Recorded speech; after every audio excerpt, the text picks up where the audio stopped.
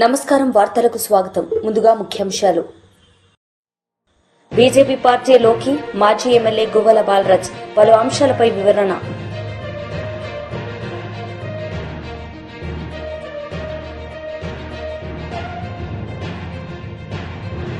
MLA Burla Ramanjaneyulu media సమావేశం, పలు అంశాలపై వివరణ. ఎమ్మెల్యే బూర్ల రామాంజనేయులు మీడియా సమావేశం నిర్వహించారు. ఈ సందర్భంగా పలు అంశాలపై వారు మాట్లాడారు. దళితుల్ని ఎంత చిత్రహింసలు చేసినా, చివరికి చంపేసినా వారికి దిక్కు లేదు, వాళ్ళ గురించి మాట్లాడే వాళ్ళు లేరన్నటువంటి ఒక నిరంకుశ ధోరణితో వైసీపీ పార్టీ ఇటీవల చేస్తున్నటువంటి దాడులు, ముఖ్యంగా దళితులపై చేస్తున్నటువంటి దాడులు తేటతెల్లం చేస్తున్నాయి. మొన్న సింగయ్య ఒక వైసీపీ కార్యకర్త, జగన్మోహన్ రెడ్డి గారు తన పార్టీ కార్యకర్త ఒక జూదరి, బెట్టింగ్ చేసేటటువంటి ఒక వ్యక్తి చనిపోతే, ఆత్మహత్య చేసుకుంటే ఆయనను పరామర్శించడానికి, ఆయన కుటుంబాన్ని పరామర్శించడానికి వెళ్ళి అదొక ప్రజా దర్బార్ లాగా, ప్రజా సమీకరణ లాగా, ఒక బహిరంగ వేదికలో జనాన్ని ఎలాగైతే ప్రజల్ని సమీకరిస్తారో ఆ రకంగా సమీకరించుకొని పోలీసు యొక్క నియమ నిబంధనలను కూడా కాలరాసి తన కారు కింద సింగయ్య పడిపోయి ఆయన తల మీద తన కారు వెళుతూ కూడా ఆయన గురించి కనీసం పట్టించుకోకుండా వెళ్ళిపోయి మళ్ళా తిరిగి ఆయన చనిపోతే వాళ్ళ భార్యతో ఎలాంటి స్టేట్మెంట్లు ఇచ్చారో ప్రజలందరూ కూడా గమనించారు. మరి నిన్న తిరుపతిలో జరిగినటువంటి సంఘటన ఏంటి? భూమన కరుణాకర్ రెడ్డి, ఆయన అనుచరులు దినేష్ రెడ్డి, అనిల్ రెడ్డి మరొక వ్యక్తితో కలిసి పవన్ అనేటువంటి దళితుడిని ఎంత విచక్షణ రహితంగా కొట్టారు. కొట్టడం కాకుండా దాన్ని వీడియో తీశారు. వీడియో తీసి సాక్షాత్తు ఆ పవన్ తండ్రికి పంపించి ఒక పాశవిక ఆనందాన్ని పొందడం అనేటువంటిది ఈ సభ్య సమాజం ఎటువంటి పరిస్థితుల్లో కూడా హర్షించదు. గతంలో పరిపాలన ఉన్నప్పుడు 2019-24 మధ్యన దళితుల పట్ల, దళితుల మీద ఎట్లా దాడులు చేశారో మనం కళ్ళారా చూశారు.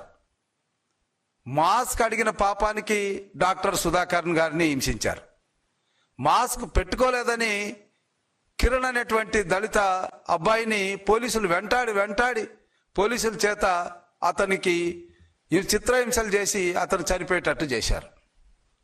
ఇసుక ధరను ప్రశ్నిస్తే వరప్రసాద్ని గుండె కొట్టించారు.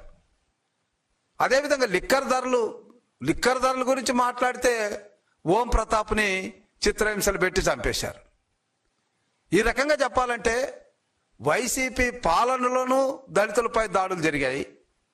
ఇప్పుడు అసలు ప్రతిపక్ష హోదా లేనప్పటికి కూడా వారికి ఎంత కండకావరం ఉంటే దళితుల పట్ల ఇంత విచక్షణ రహితంగా దాడులు జరుపుతారు.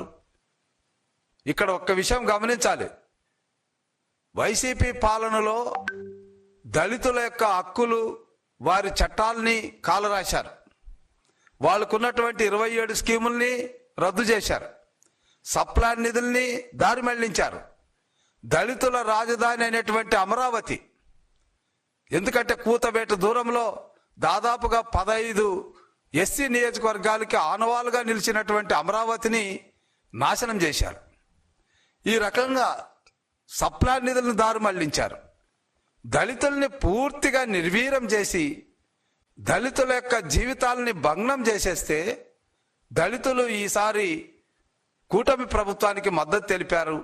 ఆ అక్కస్తో ఈరోజు దళితుల పట్ల దాడులు జరుగుతున్నాయంటే ఇది దళిత సభ్య సమాజం ఎటువంటి పరిస్థితుల్లో హర్షించదు.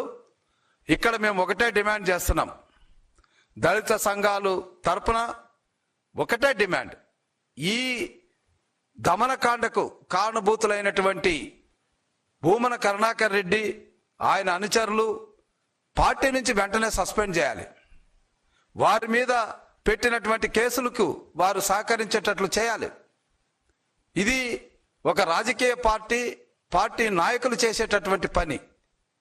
అంతేగాని నిస్సిగ్గుగా మా పార్టీ కార్యకర్తనే మేము చంపుకున్నాము, మీకేంటి సింగయ్య హత్య విషయంలో ఒక కార్యకర్త తెలుసో తెలియకో రఫా అని ప్లే కార్డు పెడితే దాన్ని మళ్ళా తాడేపల్లిలోని పార్టీ కేంద్ర కార్యాలయంలో వైఎస్ఆర్సీపీ స్టేట్ ఎస్సీసీల అధ్యక్షులు మాజీ ఎమ్మెల్యే టీజీఆర్ సుధాకర్ మీడియా సమావేశం నిర్వహించారు. ఈ సందర్భంగా పలు అంశాలపై ఆయన మాట్లాడారు. ఆయనతో పాటు గాయపడిన వేల్పుల రామలింగారెడ్డికి, వెంకటాద్రిరెడ్డికి తలలు పగిలిపోయి గాయాలైతే, క్షతగాత్రులైతే అలాంటి వారి మీద కేసులు బనాయించడం అనేది ఎంత దుర్మార్గపు చర్య. అసలు ఈ ప్రపంచంలో కాదు, మనం భూమి మీద ఏ రాజకీయ నాయకుడు ఇంత దుర్మార్గం పనిచేయడు. మన హయాంలో మనం బ్రతికున్నప్పుడు మనందరం కూడా రాజకీయాల్లో మేము చూసాం, కానీ ఇంత దుర్మార్గపు నీచమైన నికృష్టమైన రాజకీయం. బాధితుల మీద ఎవరైనా ఎస్సీ ఎస్టీ అట్రాసిటీ కేసు పెడతారు ఈ ప్రపంచంలో? చంద్రబాబు నాయుడు మాత్రమే పెట్టగలుగుతాడు. ఏమిటి అసలు చంద్రబాబు నాయుడు కడప జిల్లాలో జగన్మోహన్ రెడ్డి గారి అసెంబ్లీ నియోజకవర్గమైన పులివెందులలో బై ఎన్నికలలో ఒక పులివెందుల జడ్పీటీసీ సెగ్మెంట్ కు, ఒంటిమిట్ట జడ్పీటీసీ సెగ్మెంట్ మీద ఏమిటి ఈయన ఏం చేయాలనుకుంటున్నాడు, ఏం కావాలి ఈయనకి అని అంటే, ఈయన జగన్మోహన్ రెడ్డి గారి మీద ఆధిపత్య రాజకీయాలను ఈ ప్రపంచానికి చూపించాలనుకుంటున్నాడు. నిన్ను పులివెందుల జడ్పీటీసీని కూడా మేము ఓడిస్తాం అని అంటున్నాడు. రైట్, మంచిది, మాకేం అభ్యంతరంలా. ప్రజాస్వామ్యంలో నిజంగానే ఆ పులివెందుల సెగ్మెంట్లలో, ఆ పులివెందుల జడ్పీటీసీ సెగ్మెంట్లో వైఎస్ జగన్మోహన్ రెడ్డి గారి నాయకత్వానికి, ఎంపీ అభ్యర్థి అయిన అవినాష్ రెడ్డి గారి నాయకత్వం బలహీనపడితే మీరు నిజాయితీగా నిష్పక్షపాతంగా ఎన్నికలు జరిపి గెలిస్తే మనం హర్షించవచ్చు. ఇప్పుడు ఎన్నికలు ఎవరు చేస్తున్నారండి? ఎన్నికలు జరుగుతుంది వైఎస్ఆర్ కాంగ్రెస్ పార్టీకి, తెలుగుదేశానికి, జనసేనకి, బీజేపీకి కాదు మిత్రులారా. ఎన్నికలు పూర్తిగా వైఎస్ఆర్సీపీకి, పోలీస్ యంత్రాంగానికి జరుగుతుంది. ఎన్నికలు వైఎస్ఆర్సీపీకి ఎన్నికల సంఘంతో జరుగుతుంది. ఎన్నికల సంఘం దగ్గరికి వెళ్ళి సిట్టింగ్ ఎమ్మెల్సీకి గాయాలైనాయా, చెయ్యి ఊడిపోయేటట్టుగా కొట్టారయ్యా, కారును పగలగొట్టారయ్యా, పోలీసులు దగ్గరుండి మరీ దాడి జరిపించారయ్యా, పెట్రోల్ పోసి తగలబెట్టబోయారా అంటే ఈ ముద్దు నిద్రపోతున్న ఎన్నికల సంఘం ఒక్క చర్య తీసుకుందా అని అడుగుతున్నాం. అరే ఏమి సోద్యం ఇది? ఈ వెటకార రాజకీయం ఏమిటి? ఓహో, మనం అధికారంలో ఉండినప్పుడు అంటే మాకు తెలియని, జగన్మోహన్ రెడ్డి గారు నేర్పించని, జగన్మోహన్ రెడ్డి గారు చెయ్యని, జగన్మోహన్ రెడ్డి గారికి తెలియని కొత్త రకమైన రాజకీయం ఈ రోజున ఒకటి మాకు నేర్పిస్తున్నారు. చాలా చక్కగా నేర్పిస్తున్నారు. ఏం నేర్పిస్తున్నారండి? ఒక చిన్న జడ్పీటీసీ సెగ్మెంట్ను కూడా ముఖ్యమంత్రి కాన్సన్ట్రేట్ చేయొచ్చు. ఒక ముఖ్యమంత్రి స్థాయిలో కూర్చున్న వ్యక్తి, 40-45 సంవత్సరాల అనుభవం ఉందని చెప్పుకునే వ్యక్తి తన ప్రత్యర్థిని మీద ఆధిపత్య రాజకీయాలు చేయగలను అని చూపించడానికి చిట్ట చివరి సిటారు రాజకీయంలో జడ్పీటీసీ స్థానానికి కూడా వెళ్ళి ముఖ్యమంత్రి తన అధికార బలాన్ని ఉపయోగించవచ్చు అనే ఒక కొత్త రకమైన రాజకీయం ఒరివాడండి. ఈ ప్రపంచంలో కొత్త రకమైన రాజకీయం వచ్చేసింది. ఆంధ్రప్రదేశ్ నుంచి మొదలైంది, చంద్రబాబు నాయుడు హయాంలో మొదలైంది. రాజకీయ అధికారాన్ని ఈ విధంగా ఎదుటి పార్టీ వాళ్లను తలలు పగలగొట్టొచ్చు. సిట్టింగ్ ఎమ్మెల్సీలైనా, ఎమ్మెల్యేలైనా, మంత్రులైనా, మాజీ మంత్రులైనా ఎవరైనా సరే ఎన్నికల సంఘాన్ని కలవటానికి వీల్లేదు, పోలీసులతో నెట్టించవచ్చు. బీఆర్ఎస్ పార్టీ లీడర్ మీడియా సమావేశం నిర్వహించారు. ఈ సందర్భంగా పలు అంశాలపై ఆయన మాట్లాడారు.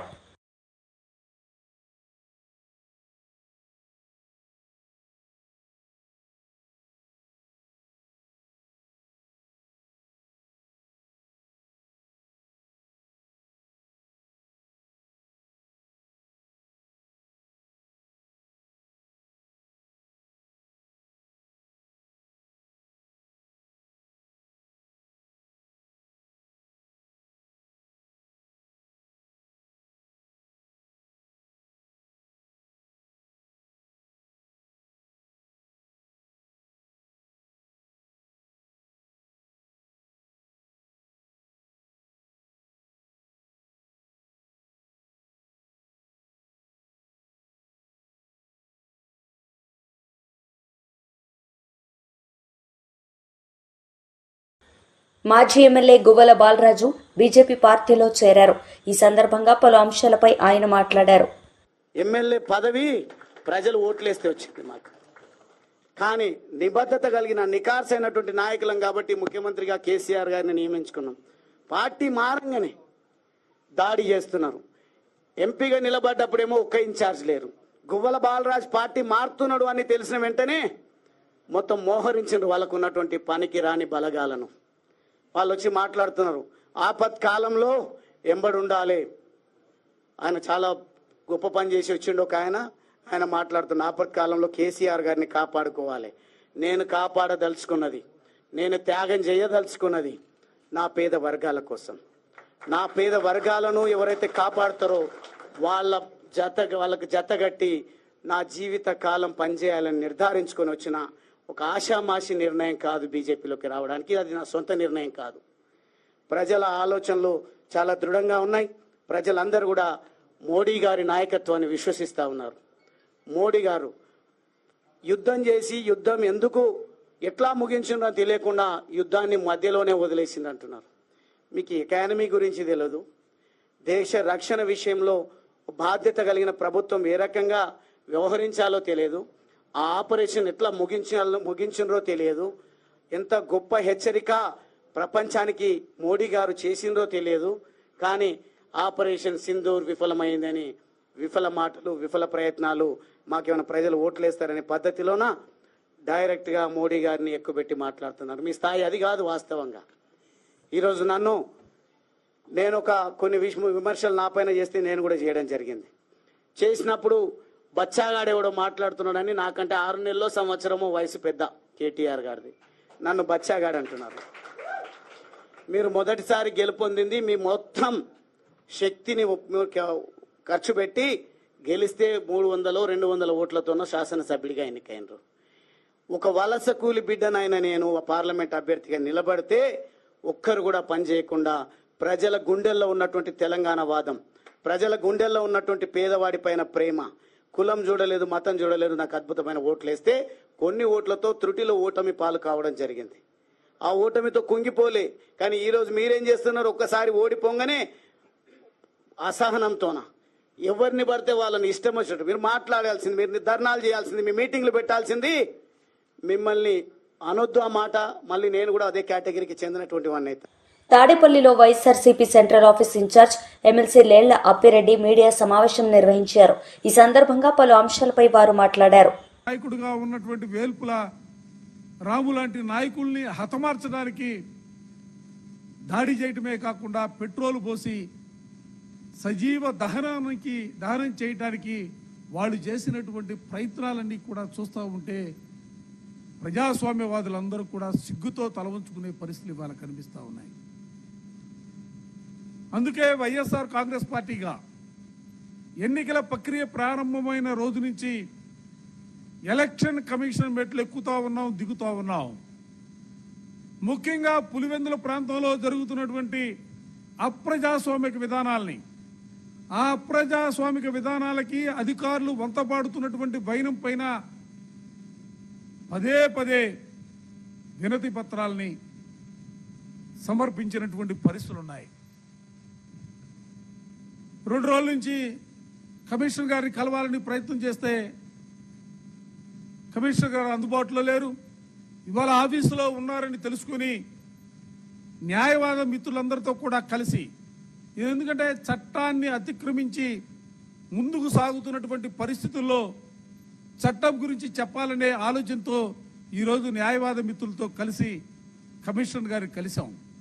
కమిషనర్ గారికి చెప్పాం, మేము మీకు వినతి పత్రాలు ఇస్తున్నామే తప్ప దానికి ప్రతిఫలం క్షేత్రస్థాయిలో కనబడట్లేదు. మేము ఇచ్చినటువంటి ప్రతి వినతి పత్రాన్ని మీరు కిందకి పంపిస్తున్నారు, బాగానే ఉంది. కానీ అక్కడ దానిపైన స్పందించే అధికారులు కరువయ్యారు. దీనిపైన మీరు కఠినంగా ఉండాలా. మేమేదో మాకు అనుకూలంగా పనిచేయమని మేము కోరట్లేదు, ప్రజాస్వామ్యాన్ని పరిరక్షించమని చెప్పి మిమ్మల్ని అడుగుతా ఉన్నాం. ఎన్నికల కమిషన్ పోస్ట్ ఆఫీస్ మాదిరిగా ఉండకూడదు. ఎలక్షన్ కమిషన్ గతంలో విన్నాం, శేషన్ గారు అని చెప్పి ఆయన గురించి కథలుగా చెప్పుకున్నటువంటి పరిస్థితులు ఉన్నాయి. ఇవాళ అదే రకమైనటువంటి రీతిలో ఆంధ్రప్రదేశ్ సంబంధించినటువంటి రాష్ట్ర ఎన్నికల కమిషనర్ గారు అయినటువంటి తమరు కూడా ఆ విధమైనటువంటి మీకున్నటువంటి విస్తృతమైనటువంటి అధికారాలతో నిష్పక్షపాతంగా ఎన్నికలు జరిపించాలని చెప్పి మేము వారిని కోరాం. అదే సందర్భంలో ఎందుకంటే పోలీస్ అధికారులు పెడుతున్నటువంటి అక్రమ కేసులపైన దాంతోపాటుగా తెలుగుదేశం నాయకులు కడప జిల్లాలో ఉన్నటువంటి అనేక నియోజకవర్గాలకు సంబంధించినటువంటి వాళ్ళ కార్యకర్తలు నాయకులు ఇప్పటికే పులివెందులో తిష్టవేశారు. పక్క జిల్లాల నుంచి వస్తూ ఉన్నారు. వారిని అడ్డుకోవడానికి కనీసం ఎక్కడా కూడా అధికారులు ప్రయత్నం చేయట్లేదు. వాళ్ళని అడ్డుకోవాలా? అక్రమంగా ఆ ప్రాంతంలో తెలుగుదేశం నాయకులే కాదు, ఏ రాజకీయ పార్టీకి సంబంధించినటువంటి నాయకులు ఎవరిని కూడా ఆ ప్రాంతంలో ఉంచడానికి వీల్లేదు. వారందరినీ కూడా బయటికి పంపించే కార్యక్రమాన్ని చేయాలని చెప్పి వారిని కోరటం జరిగింది. దాంతోపాటుగా అతి ముఖ్యమైనటువంటి, ఎందుకంటే ఇవాళ పోలింగ్ బూతులు మార్చారు. అసలు చాలా ఆశ్చర్యం కలిగింది. వారితో చెప్పాం, ప్రజాప్రతినిధుల ప్రాతినిధ్య చట్టం 1951 ప్రకారం సెక్షన్ 25లో చాలా స్పష్టంగా చెప్తా ఉంటుంది చట్టం.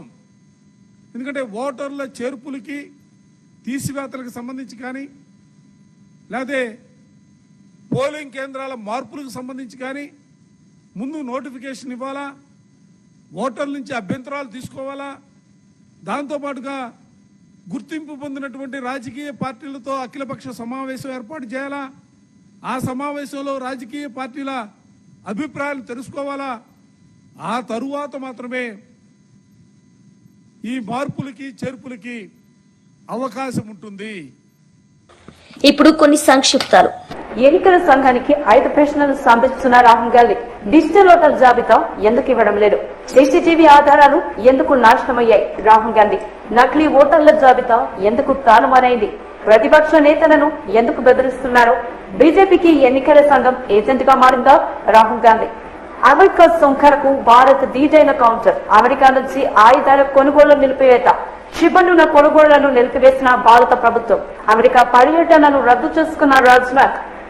కేంద్ర కేబినెట్ కీలక నిర్ణయాలు. అమెరికా విధించిన 50% సుంకాలపై చర్చ. 5 కీలక నిర్ణయాలు తీసుకున్న కేంద్ర ప్రభుత్వం. పీఎం ఉజ్వల యోజనను కొనసాగించాలని నిర్ణయం. అస్సాం, త్రిపుర రాష్ట్రాలకు ప్రత్యేక ప్యాకేజ్. 7,250 కోట్ల రూపాయల స్పెషల్ ప్యాకేజ్ ప్రకటించిన కేంద్రం. 4,250 కోట్ల రూపాయలు గ్రాంట్ గా ఇవ్వనున్న కేంద్రం. సాంకేతిక విద్య కోసం 4,200 రూపాయల కేటాయింపు. ఇంజనీరింగ్, పాలిటెక్నిక్ కాలేజీల అప్గ్రేడ్. మరక్కలం, పుదుచ్చేరి 4 లేన్ల హైవేకి కేంద్రం ఆమోదం. హైవేకి 2,157 కోట్ల రూపాయలు కేటాయించిన కేంద్రం. ప్రభుత్వ రంగ చమురు మార్కెటింగ్ కంపెనీలకు పరిహారం కోసం 30,000 కోట్ల రూపాయల కేటాయింపు. కేంద్ర కేబినెట్ కీలక నిర్ణయాలు. అమెరికా విధించిన 50% సుంకాలపై చర్చ. 5 కీలక నిర్ణయాలు తీసుకున్న కేంద్ర ప్రభుత్వం. పీఎం ఉజ్వల యోజనను కొనసాగించాలని నిర్ణయం. అస్సాం, త్రిపుర రాష్ట్రాలకు ప్రత్యేక ప్యాకేజ్. 7,250 కోట్ల రూపాయల స్పెషల్ ప్యాకేజ్ ప్రకటించిన కేంద్రం. 4,250 కోట్ల రూపాయలు గ్రాంట్గా ఇవ్వనున్న కేంద్రం. సాంకేతిక విద్య కోసం 4,200 కోట్ల రూపాయల కేటాయింపు. ఇంజనీరింగ్, పాలిటెక్నిక్ కాలేజీల అప్గ్రేడ్. మలక్కరం, పుదుచ్చేరి 4 లేన్ల హైవేకి కేంద్రం ఆమోదం. హైవేకి 2,157 కోట్ల రూపాయలు కేటాయించిన కేంద్రం. ప్రభుత్వ రంగ చమురు మార్కెటింగ్ కంపెనీలకు పరిహారం కోసం 30,000 కోట్ల రూపాయల కేటాయింపు. నష్టాలతో ముగిసిన దేశీయ స్టాక్ మార్కెట్లు. సెన్సెక్స్ 765, నిఫ్టీ 232 పాయింట్ల నష్టం. భారీగా నష్టపోయిన బ్యాంకింగ్, ఐటీ సెక్టార్లు. వార్తలు ముగించే ముందు ముఖ్యాంశాలు మరోసారి.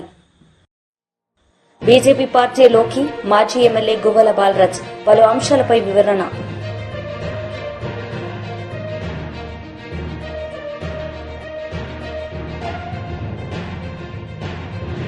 ఎమ్మెల్యే బూర్ల రామంజనేయులు మీడియా సమావేశం. పలు అంశాలపై వివరణ. ఈ వార్తలు ఇంతటితో సమాప్తం. తిరిగి ప్రసారమయ్యే వార్తల్లో మళ్ళీ కలుద్దాం. అంతవరకు సెలవు. నమస్తే.